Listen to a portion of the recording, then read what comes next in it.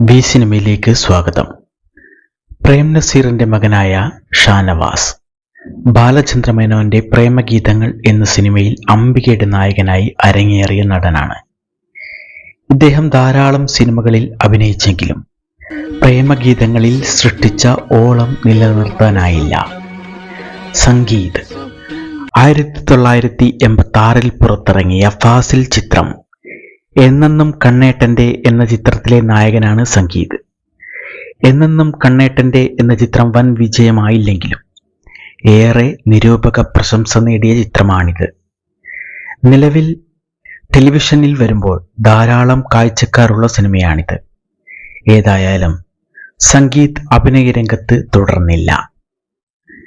നിഷാന്ത് സാഗർ അരങ്ങേറിയത് ഏഴുനിലപ്പന്തൽ എന്ന ചിത്രത്തിലൂടെ ആയിരുന്നെങ്കിലും 1999 വിജു വർക്കി സംവിധാനം ചെയ്ത ദേവദാസി എന്ന ചിത്രത്തിലൂടെ ഏറെ ശ്രദ്ധിക്കപ്പെട്ടു.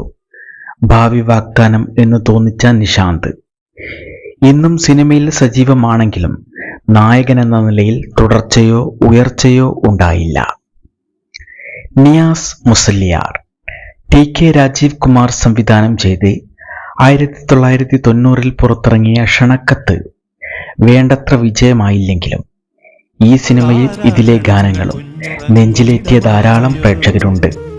നായകനായി നിയാസ് മുസ്ലിയാരും ശ്രദ്ധിക്കപ്പെട്ടു. എന്നാൽ ആ നിലക്കുള്ള തുടർച്ച അദ്ദേഹത്തിന്റെ കരിയറിൽ ഉണ്ടായില്ല. ജയകൃഷ്ണൻ കമൽ ചിത്രം മഞ്ഞുപോലൊരു പെൺകുട്ടിയിൽ നായകനായ നടനാണ് ജയകൃഷ്ണൻ. ചിത്രം ബോക്സ് ഓഫീസ് വിജയമായില്ലെങ്കിലും ജയകൃഷ്ണന് ലഭിച്ചത് മികച്ച അവസരമായിരുന്നു.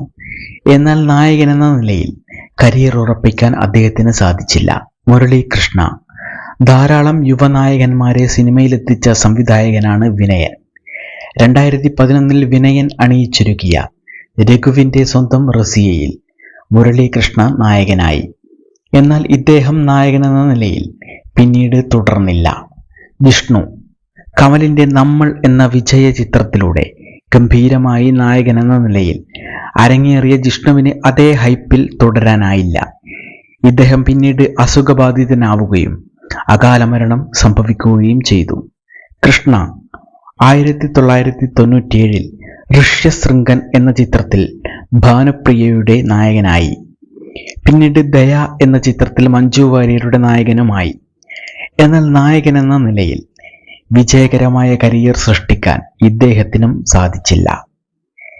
റിയാസ് 1999 വിനയൻ സംവിധാനം ചെയ്ത ആകാശഗംഗയിൽ ദിവ്യ ഉണ്ണിയുടെ നായകനായ നടനാണ് റിയാസ്.